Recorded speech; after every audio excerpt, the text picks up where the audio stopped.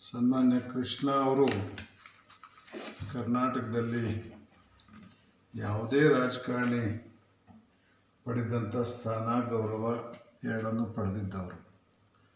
ರಾಷ್ಟ್ರಮಟ್ಟ ರಾಜ್ಯ ಮಟ್ಟದಲ್ಲಿ ಎಲ್ಲ ಆಯಾಮಗಳಲ್ಲೂ ಕೆಲಸ ಮಾಡಿ ಎಲ್ಲಿ ಕೆಲಸ ಮಾಡಿದರೆ ಅಲ್ಲೆಲ್ಲ ಹುದ್ದೆಗೆ ಗೌರವ ತಂದುಕೊಡುವಂಥ ವ್ಯಕ್ತಿತ್ವ ಹೊಂದಿದ್ದವರು.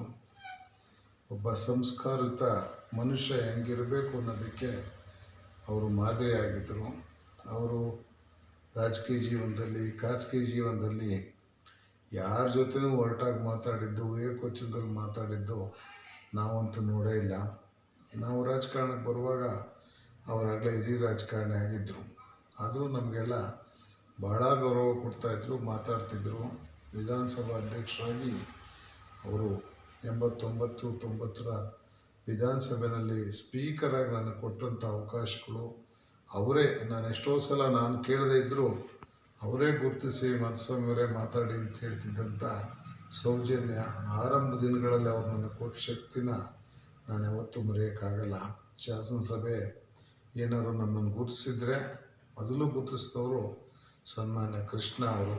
ಇಂತಿಂಥ ವಿಷಯಗಳ ಬಗ್ಗೆ ನೀವು ಹೆಚ್ಚು ಒತ್ತು ಕೊಡಬೇಕು ಅಂತ ಹೇಳೋರು. ಎಲ್ಲಾದ್ರ ಬಗ್ಗೆ ಮಾತಾಡೋಕ್ಕೆ ಹೋಗಬೇಡಿ, ಬರೀ ಮಾತಾಡ್ಕೊಳ್ಳಾಗಬಾರ್ದು ಅಂತೇಳಿ ಅಡ್ವೈಸ್ ಮಾಡೋರು. ಮತ್ತು ಹಿರಿಯರು ಕಿರಿಯರನ್ನು ಯಾವ ಭೇದ ಭಾವ ಮಾಡದೆ ಇಡೀ ವಿಧಾನಸಭಾ ಸದಸ್ಯರೆಲ್ಲ ಒಂದೇ. ಒಂದು ಸಲ ಚುನಾವಣೆ ಗೆದ್ದ ಮೇಲೆ ದೊಡ್ಡವರು ಚಿಕ್ಕವರು ಅಂತ ತಾರತಮ್ಯ ಮಾಡಬಾರ್ದು ಅನ್ನೋ ಪರಿಪಾಠನ ಅವರು ಮಾಡಿದರು. ಆನಂತರ ಮಂತ್ರಿ ಆದರು, ಆಗಲೂ ಬೇಕಾದಷ್ಟು ಕೊಟ್ಟರು. ಮತ್ತು ಅವರು ಮುಖ್ಯಮಂತ್ರಿ ಆದರು. ಮುಖ್ಯಮಂತ್ರಿ ಆದಾಗ ನಾನು ಸೋತಿದ್ದೆ. ಅವರು ಶಾಸನಸಭೆಯಲ್ಲಿ ಮೊದಲನೇ ಭಾಷಣದಲ್ಲಿ ನನ್ನ ಹೆಸರು ತಗೊಂಡ್ರು. ಮಧುಸ್ವಾಮಿಯವರಂಥವ್ರು ಎದುರುಗಡೆ ಇಲ್ಲ ಅಂದರೆ ನನಗೆ ಮನಸ್ಸಿಗೆ ನೋವಾಗ್ತಾಯಿದೆ ಅಂತಂದರು. ಆ ಮಾತನ್ನು ನಾನು ಯಾವತ್ತೂ ಲೈಫಲ್ಲಿ ಮರೆಯೋಕ್ಕೆ ಸಾಧ್ಯನೇ ಇಲ್ಲ ಅಂತೇಳಿ ಕೃಷ್ಣ ಅವ್ರ ಬಗ್ಗೆ ನನಗೆ ಅಪರಿಮಿತವಾದ ಗೌರವ ಇತ್ತು.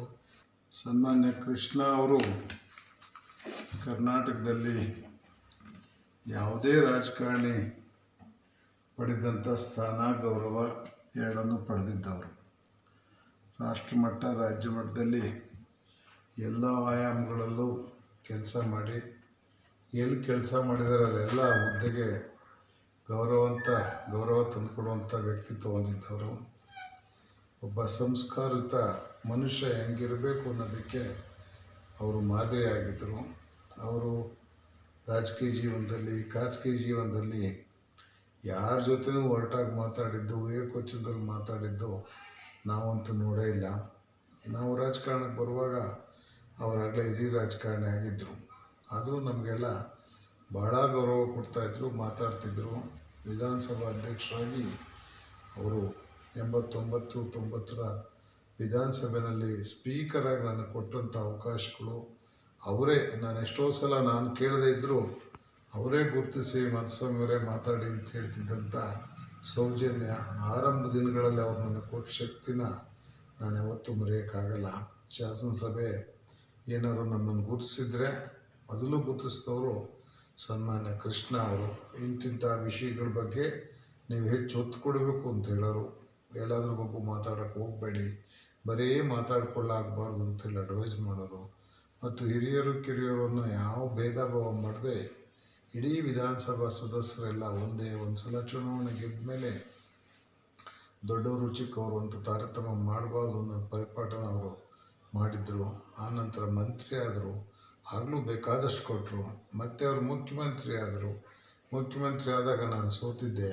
ಅವರು ಶಾಸನಸಭೆಯಲ್ಲಿ ಮೊದಲನೇ ಭಾಷಣದಲ್ಲಿ ನನ್ನ ಹೆಸರು ತಗೊಂಡ್ರು. ಮಧುಸ್ವಾಮಿಯವರಂಥವ್ರು ಎದುರುಗಡೆ ಇಲ್ಲ ಅಂದರೆ ನನಗೆ ಮನಸ್ಸಿಗೆ ನೋವಾಗ್ತಾಯಿದೆ ಅಂತಂದರು. ಆ ಮಾತನ್ನು ನಾನು ಯಾವತ್ತೂ ಲೈಫಲ್ಲಿ ಮರೆಯೋಕ್ಕೆ ಸಾಧ್ಯನೇ ಇಲ್ಲ ಅಂತೇಳಿ ಕೃಷ್ಣ ಅವ್ರ ಬಗ್ಗೆ ನನಗೆ ಅಪರಿಮಿತವಾದ ಗೌರವ ಇತ್ತು. ಸನ್ಮಾನ್ಯ ಕೃಷ್ಣ ಅವರು ಕರ್ನಾಟಕದಲ್ಲಿ ಯಾವುದೇ ರಾಜಕಾರಣಿ ಪಡೆದಂಥ ಸ್ಥಾನ ಗೌರವ ಎರಡನ್ನೂ ಪಡೆದಿದ್ದವರು. ರಾಷ್ಟ್ರಮಟ್ಟ ರಾಜ್ಯ ಮಟ್ಟದಲ್ಲಿ ಎಲ್ಲ ಆಯಾಮಗಳಲ್ಲೂ ಕೆಲಸ ಮಾಡಿ ಎಲ್ಲಿ ಕೆಲಸ ಮಾಡಿದರೆ ಅಲ್ಲೆಲ್ಲ ಹುದ್ದೆಗೆ ಗೌರವ ತಂದುಕೊಡುವಂಥ ವ್ಯಕ್ತಿತ್ವ ಹೊಂದಿದ್ದವರು. ಒಬ್ಬ ಸಂಸ್ಕಾರಿತ ಮನುಷ್ಯ ಹೆಂಗಿರಬೇಕು ಅನ್ನೋದಕ್ಕೆ ಅವರು ಮಾದರಿಯಾಗಿದ್ದರು. ಅವರು ರಾಜಕೀಯ ಜೀವನದಲ್ಲಿ, ಖಾಸಗಿ ಜೀವನದಲ್ಲಿ ಯಾರ ಜೊತೆನೂ ಹೊರಟಾಗಿ ಮಾತಾಡಿದ್ದು, ಏಕವಚನದಲ್ಲಿ ಮಾತಾಡಿದ್ದು ನಾವಂತೂ ನೋಡೇ ಇಲ್ಲ. ನಾವು ರಾಜಕಾರಣಕ್ಕೆ ಬರುವಾಗ ಅವರಾಗಲೇ ಹಿರಿಯ ರಾಜಕಾರಣಿ ಆಗಿದ್ದರು. ಆದರೂ ನಮಗೆಲ್ಲ ಭಾಳ ಗೌರವ ಕೊಡ್ತಾಯಿದ್ರು, ಮಾತಾಡ್ತಿದ್ದರು. ವಿಧಾನಸಭಾ ಅಧ್ಯಕ್ಷರಾಗಿ ಅವರು 89-90ರ ವಿಧಾನಸಭೆಯಲ್ಲಿ ಸ್ಪೀಕರಾಗಿ ನನಗೆ ಕೊಟ್ಟಂಥ ಅವಕಾಶಗಳು, ಅವರೇ ನಾನು ಎಷ್ಟೋ ಸಲ ನಾನು ಕೇಳದೇ ಇದ್ದರೂ ಅವರೇ ಗುರುತಿಸಿ ಮಧುಸ್ವಾಮಿಯವರೇ ಮಾತಾಡಿ ಅಂತ ಹೇಳ್ತಿದ್ದಂಥ ಸೌಜನ್ಯ, ಆರಂಭ ದಿನಗಳಲ್ಲಿ ಅವ್ರು ನನಗೆ ಕೊಟ್ಟ ಶಕ್ತಿನ ನಾನು ಯಾವತ್ತೂ ಮರೆಯೋಕ್ಕಾಗಲ್ಲ. ಶಾಸನಸಭೆ ಏನಾದ್ರು ನಮ್ಮನ್ನು ಗುರುತಿಸಿದ್ರೆ ಮೊದಲು ಗುರುತಿಸಿದವರು ಸನ್ಮಾನ್ಯ ಕೃಷ್ಣ ಅವರು. ಇಂತಿಂಥ ವಿಷಯಗಳ ಬಗ್ಗೆ ನೀವು ಹೆಚ್ಚು ಒತ್ತು ಕೊಡಬೇಕು ಅಂತ ಹೇಳೋರು. ಎಲ್ಲಾದ್ರ ಬಗ್ಗೆ ಮಾತಾಡೋಕ್ಕೆ ಹೋಗಬೇಡಿ, ಬರೀ ಮಾತಾಡ್ಕೊಳ್ಳಾಗಬಾರ್ದು ಅಂತೇಳಿ ಅಡ್ವೈಸ್ ಮಾಡೋರು.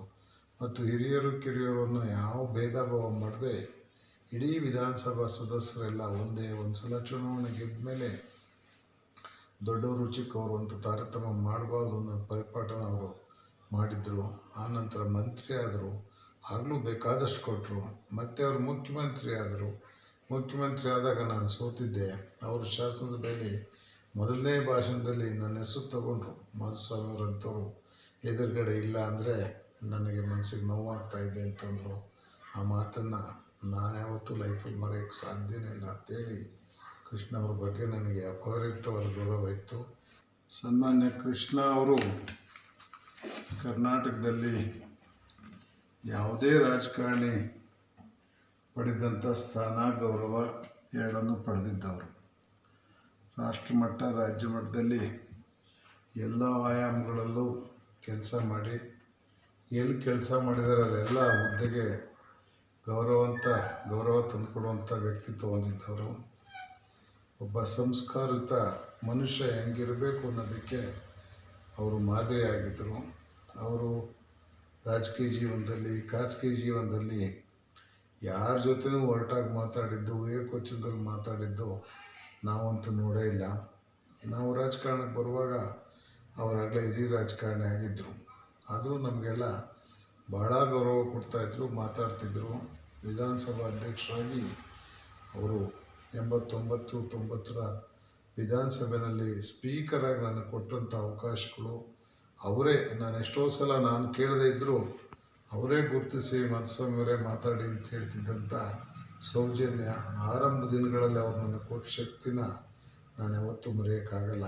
ಶಾಸನಸಭೆ ಏನಾದ್ರು ನಮ್ಮನ್ನು ಗುರುತಿಸಿದ್ರೆ ಮೊದಲು ಗುರುತಿಸಿದವರು ಸನ್ಮಾನ್ಯ ಕೃಷ್ಣ ಅವರು. ಇಂತಿಂಥ ವಿಷಯಗಳ ಬಗ್ಗೆ ನೀವು ಹೆಚ್ಚು ಒತ್ತು ಕೊಡಬೇಕು ಅಂತ ಹೇಳೋರು.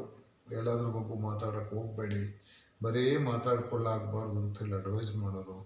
ಮತ್ತು ಹಿರಿಯರು ಕಿರಿಯರನ್ನು ಯಾವ ಭೇದ ಭಾವ ಮಾಡದೆ ಇಡೀ ವಿಧಾನಸಭಾ ಸದಸ್ಯರೆಲ್ಲ ಒಂದೇ. ಒಂದು ಸಲ ಚುನಾವಣೆ ಗೆದ್ದ ಮೇಲೆ ದೊಡ್ಡವರು ಚಿಕ್ಕವರು ಅಂತ ತಾರತಮ್ಯ ಮಾಡಬಾರ್ದು ಅನ್ನೋ ಪರಿಪಾಠನ ಅವರು ಮಾಡಿದರು.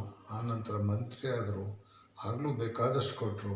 ಮತ್ತು ಅವರು ಮುಖ್ಯಮಂತ್ರಿ ಆದರು. ಮುಖ್ಯಮಂತ್ರಿ ಆದಾಗ ನಾನು ಸೋತಿದ್ದೆ. ಅವರು ಶಾಸನಸಭೆಯಲ್ಲಿ ಮೊದಲನೇ ಭಾಷಣದಲ್ಲಿ ನನ್ನ ಹೆಸರು ತಗೊಂಡ್ರು. ಮಧುಸ್ವಾಮಿಯವರಂಥವ್ರು ಎದುರುಗಡೆ ಇಲ್ಲ ಅಂದರೆ ನನಗೆ ಮನಸ್ಸಿಗೆ ನೋವಾಗ್ತಾಯಿದೆ ಅಂತಂದರು. ಆ ಮಾತನ್ನು ನಾನು ಯಾವತ್ತೂ ಲೈಫಲ್ಲಿ ಮರೆಯೋಕ್ಕೆ ಸಾಧ್ಯನೇ ಇಲ್ಲ ಅಂತೇಳಿ ಕೃಷ್ಣ ಅವ್ರ ಬಗ್ಗೆ ನನಗೆ ಅಪರಿಮಿತವಾದ ಗೌರವ ಇತ್ತು.